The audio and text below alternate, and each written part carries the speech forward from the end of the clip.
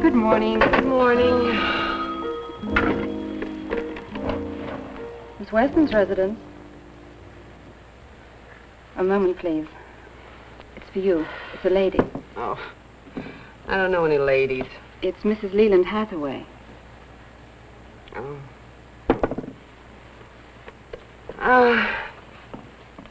Judy Weston speaking.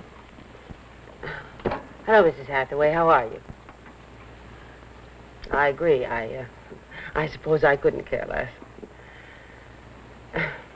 Is this the reason you called, so that we could exchange a few choice insults? What? Oh, no, I can't see you today or any other day. Because it's just pointless, that's why. The decision is up to your husband. Oh, Mrs. Hathaway, I'm not trying to hurt you. I don't even know you. Well, I know, but I look at it this way. If Lee doesn't want you anymore, then that's too bad. I'm sorry. But I happen to be a very free agent, and if he's available, then I want him. Well, if you meant that as a threat, I don't scare very easily. I'm sorry, but there just isn't any chance.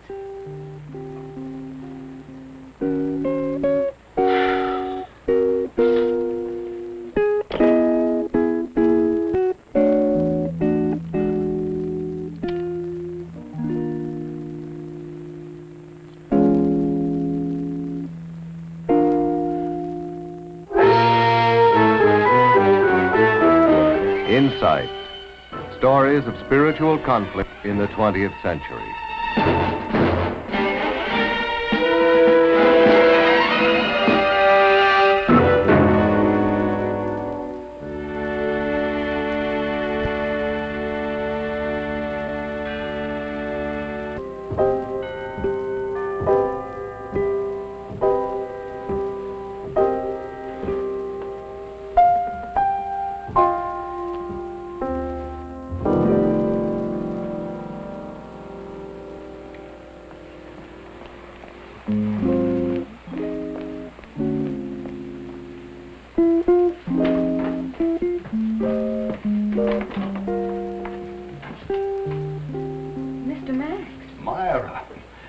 I'm not disturbing the household, but do you know that I awoke this morning to find myself completely out of vodka?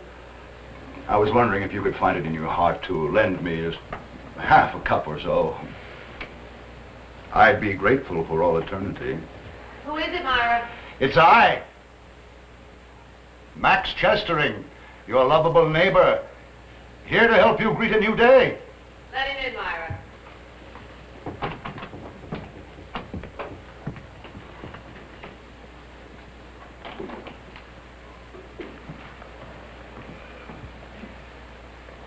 Max, what are you doing up at this ungodly hour? It's not even 11 o'clock. Ghastly, I know, but I'm plagued with one of those can't sleep hangovers, and I thought I would borrow some medication. You help yourself. I'll be right out. Bless you. Bless you, my dear.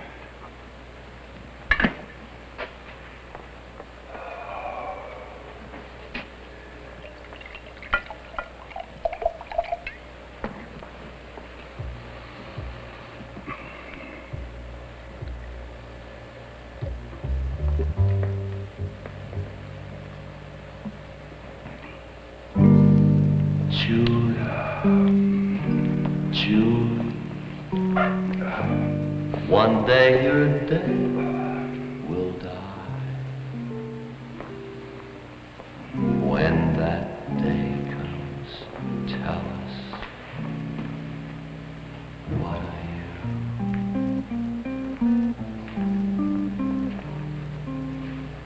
Julie, Julie. Each laugh must have its cry. And your cry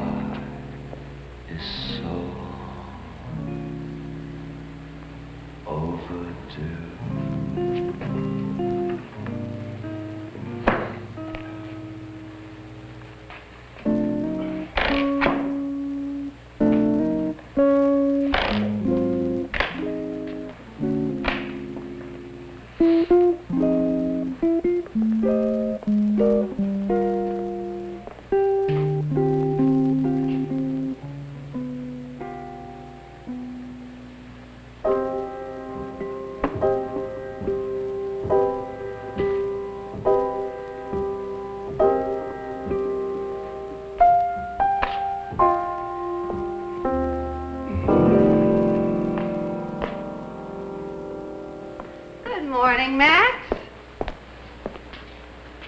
Oh, you do look horrible. Angels of heaven, defend us. What a vision. Thank you. I did it just for you. Radiant. How's your drink? You need a sweetener? No, thank you. It's just fine. Thank you very much. You're all ready for your departure, I see. Well, I'm half ready. I still have a lot of luggage to pack. And our plane leaves at 8 o'clock. Can you imagine? Well, how is Mrs. Hathaway taking all this? I don't really care how she's taking it. Oh, come now, Julia. I've only known you a year or so, but in the role of the cold-blooded seductress, you're not quite convincing. Oh, Max. I never seduced a man in my life. Now, if he enjoyed my friendship and he wanted to continue, I laid down the ground rules right from the start. He could take it or leave it. You have the same orderly arrangement with Mr. Leland Hathaway? Well, it started out like that. Somewhere along the line, my set of rules went out the window. I love him, Max. For the first time in my life, I love a man. And I want him. Well, many things we love, dear girl, many things we want, but can we take them? I mean, can we always allow ourselves to take them? Don't say we. I'm me. Lee Hathaway wants me, and I want him, and I'm going to take him. At any cost. What does that mean? Well, for all, there is a Mrs. Hathaway and 5 Hathaway children. Well, they're no concern of mine. I mean, if he wants to leave them for me, well, then that's his business, and it's nobody else's. That's a beautiful piece of illogic, Julia, dear, and it's hardly worthy of you. You know what you're doing? You're bathing yourself in complete innocence, and if there's any further guilt resulting from this madcap escapade, then Mr. Leland Hathaway will have to shoulder that guilt while you remain pure and lily white. I am not pure and lily white, and I am not ashamed to admit it, because I have the whole human race for company. You bore me, Max. Oh, this morning, everything about you bores me. Well, there. I'll just take my leave, if you'll excuse me. Thank you for the drink. Now, please, come on, stay. I'll fix you another drink. That won't be necessary, dear girl. I'm quite able fixing it myself. All right, fix me one, too. Very good. It's a bit unusual, isn't it, for you, drinking in the morning? What trenchant point are you trying to make now, Mr. Chestering? Yes. As you well know, I am not one to pry. Oh. I was merely looking for a bottle opener when I just happened to come across this interesting bit of parchment. Oh, that. Julia Ann Weston, Doctor of Medicine. One of the lesser achievements of my life. If you don't mind my asking you, when did you stop practicing the healing art? I never really started. Oh, you couldn't stand the sight of blood. I couldn't stand my noble colleagues. I conducted a running battle with those sanctimonious men of medicine, and they got so sick of me, they just drummed me out of the corps. Oh, on what grounds? Well, they claimed that I performed an illegal operation. Oh, I see. So they ran you out of the profession, and you just smiled and quietly went on your way. That's right. Well, I was very glad to be rid of the whole mess. Well, of course, it doesn't quite match up with the Julia Weston I know. Max, yes. You have the deep and penetrating insight. So deep and penetrating that you haven't even noticed my new table. Oh, yes, indeed. That's very, very, very nice. But I must say I find this fellow even more intriguing. That is beautifully done, isn't it? Yes, it is. That's Saint something or other. Dismas, the good thief. He was crucified at the same time as Christ. Oh, he was? Yes, he was. You have heard of the crucifixion, I trust. Oh, yes, vaguely. I went to Sunday school with the rest of the good little girls. I see. Well, then no doubt you recall the story at Dismas here. He was a complete no-good. He was a thief. He was a charlatan, a cut purse. And the law finally caught up with him, and he and another criminal were executed alongside Christ. Oh, well, that automatically makes him a good thief. Well, not quite. No, it seems that Dismas here knew that his life had been a total waste. He had been a complete rascal. But he never despaired. He never gave up hope that someday he might possibly make over his life into something better. In his last moments on earth, while hanging there on the cross, dying, this common thug, this 10-time loser, he turned to Christ and said, in effect, Lord, you know what I am. You know what I've done. But please, remember me when you come into your kingdom. Yes. And Christ turned to this wretched scoundrel and he said, I promise you, today you will be with me in paradise. Today. So, Miss Weston, meet St. Dismas. Well, I must say that the statue makes more sense than the story. Why do you say that, dear girl? Oh, come on, let's not be ridiculous or serious. You go to your church, I'll go to mine. Oh, what church is it you go to? I go to me. I trust me. Because I'm the only one that I can believe in. So I'll go on buying curios, and you go on buying those nice, warm, wonderful little stories about good thieves and whatever. Indeed. Oh, Matt. Do I scandalize you? Am I awful? Come on, what do you honestly think of me? Let me count the ways. I think that you are a selfish, a willful, a nasty, sometimes lovable little child. Me? Well, your chronological age must class you as a woman, and a very attractive woman, I might add, but still a child who is trying her very best just to be as wicked as she possibly can. A nasty, wicked little child. Yes. Oh, that's intriguing. Indeed, it is. But for the life of me, I can't understand why you insist on playing this part. Oh, perhaps I can. Oh. And what is your theory, Dr. Freud? It could be a touch of despair. It could be a good deal more than just a touch. You imagine that over the years you've become so thoroughly wicked that you couldn't possibly be anything else. Decency is a land that you despair of ever seeing again. So, you decide that if there's no hope for anything better, if I'm a wicked little girl, if I'm an immoral little girl, well, then let's just do it up brown. I'll be the best in my class, you say. The most unprincipled, the most immoral character anyone has ever known. Oh, my. That is really right out of the 19th century. Now, you tell me, what have I done that's so immoral? Whatever in the world that means. Well, if one subscribes to our rules of social conduct, wouldn't you say that a courtesan is immoral? Courtesan? Oh, that's so cheap. And I'm so terribly expensive. All right, then, what about mistress? No. Paramour? Oh, paramour. I like that. That's much better. All right, now. I've known 2 or 3 men in my life. We've enjoyed each other's company. They've given me presents. What is so terribly wrong about that? Julia, I am not sitting in judgment. Well, I hope not, because there was nothing cheap about it. They were gentlemen, and they were very generous. Well, I imagine they were. They gave me a new car, wardrobe, vacation trip to Brazil, some stocks and bonds, some interest in some real estate. There was no scandal. It was a very civilized arrangement. But it was for money, wasn't it? All right. Yes, it was for money. Now, do you want me to tell you how many wives fit in the same category? Except that their husbands are their meal tickets, period.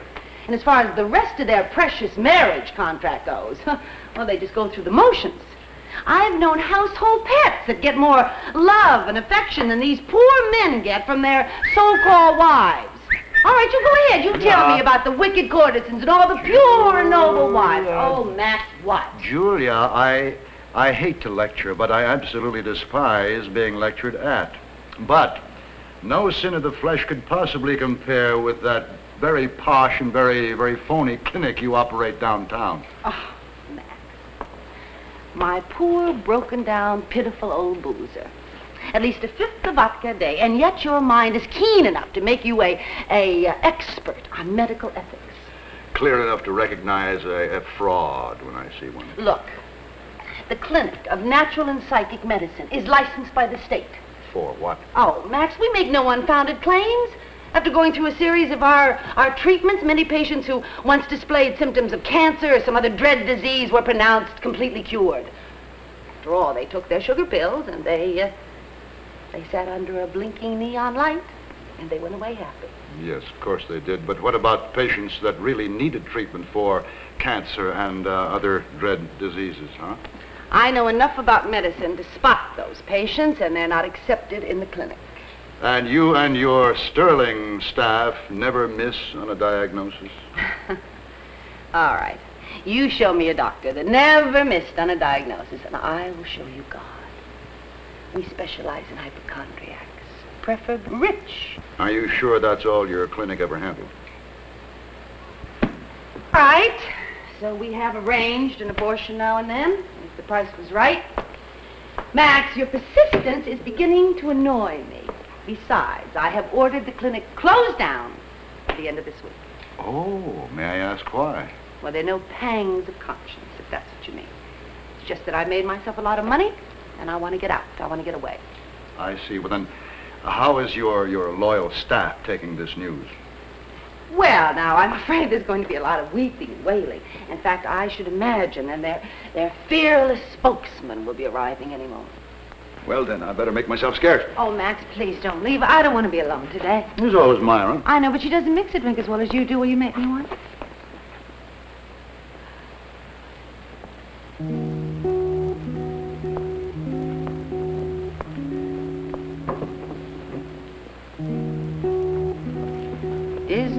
Dismally Dismas.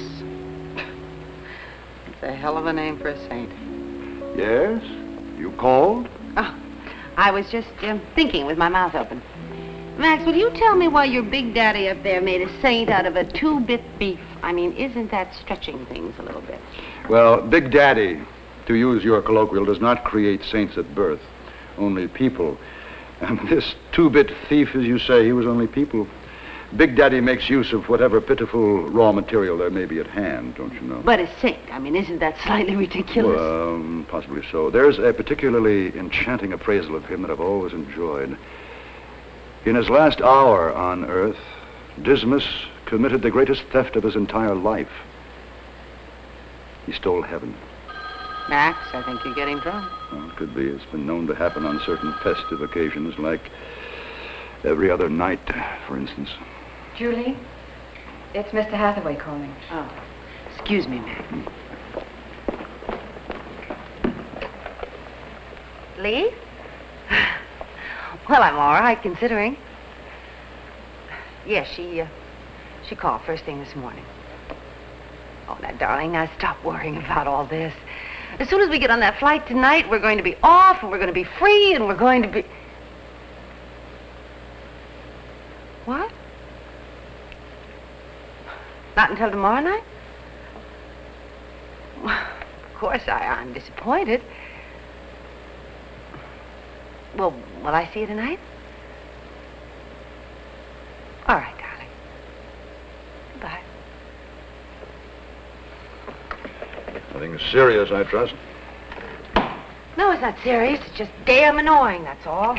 He can't possibly leave tonight. He has to wait till tomorrow because of business reasons.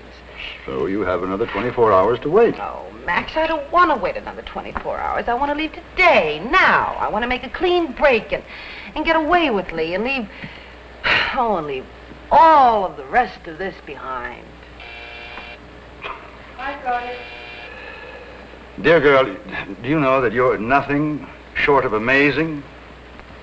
Leave all the rest of this behind. What a miraculously simple solution to a whole world full of problems. Just climb aboard a plane, fly off into the sunset with someone else's husband, and voila. Everything is champagne and roses. Not a cloud in the sky. Not a blade of grass out of place. Every day is Christmas. And dear sweet heaven is miraculously brought down to earth. Such idiocy. Such sublime idiocy. Oh. Julie, it's Wilma. She's downstairs in the lobby. She says she wants to come up and talk to you. It's very important. That's my dedicated chief of staff come to cry on my shoulder. Well, I might as well get it over with. Which provides a suitable cue for my departure. Matt, Thank you for your hospitality, please, darling. I don't want you to rush off. Thank you, darling, but it's time I treat this tired old face of mine to a shave. And if I feel particularly effervescent after that, I might even run a comb through my hair. Who knows? Take care.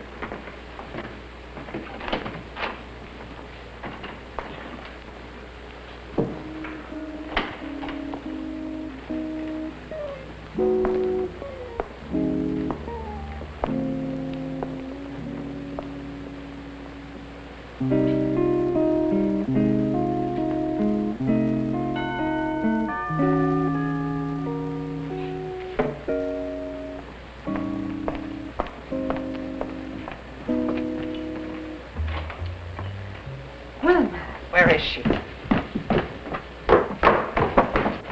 you care for a drink, Wilma? All I want is a few straight answers. What's the meaning of this memo you sent to the staff of the clinic?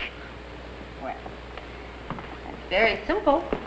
I am closing the clinic. By whose authority? By my authority. I own the clinic. I founded the clinic. I can do anything I like with the clinic. And may I remind you that you have partners in the clinic? Or don't we rate consideration? Wilma, there are no partners. There are only participants. Now, you check your contract. Each one participates in a share of the profits. That's all. I worked like a slave to get that place going.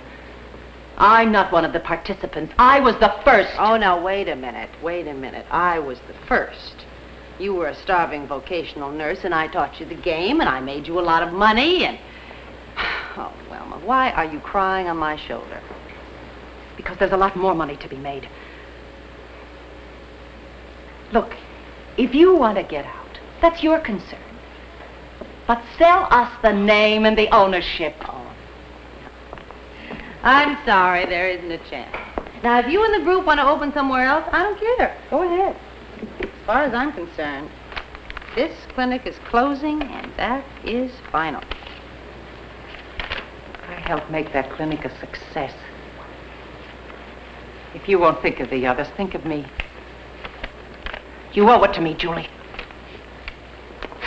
This is what I owe you, Wilma. Your share of the profits for last month. That's all I owe you. Goodbye.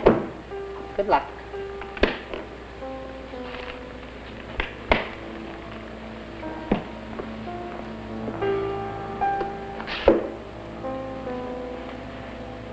Beautiful luggage.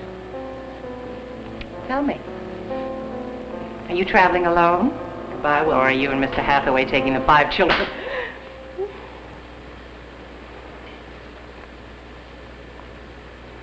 That you're going to pay for, Julie. Get out.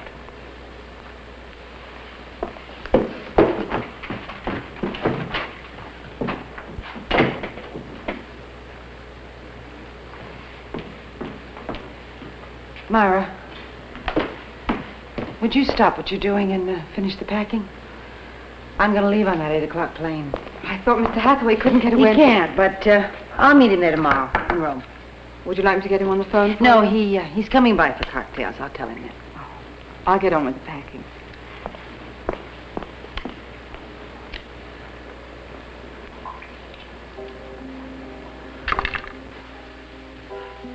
Dear girl, do you know that you're nothing short of amazing? Leave all the rest of this behind. What a miraculously simple solution to a whole world full of problems. Just climb aboard a plane, fly off into the sunset with someone else's husband, and voila. Everything is champagne and roses. Not a cloud in the sky. Not a blade of grass out of place. Every day is Christmas. And dear sweet heaven is miraculously brought down to earth. Such idiocy. Such sublime idiocy.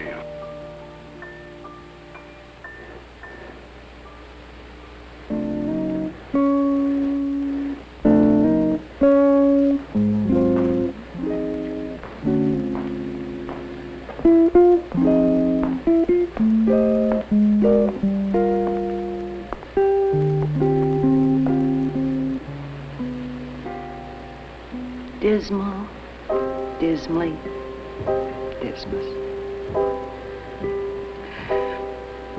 It's a hell of a name for a saint. If you are one.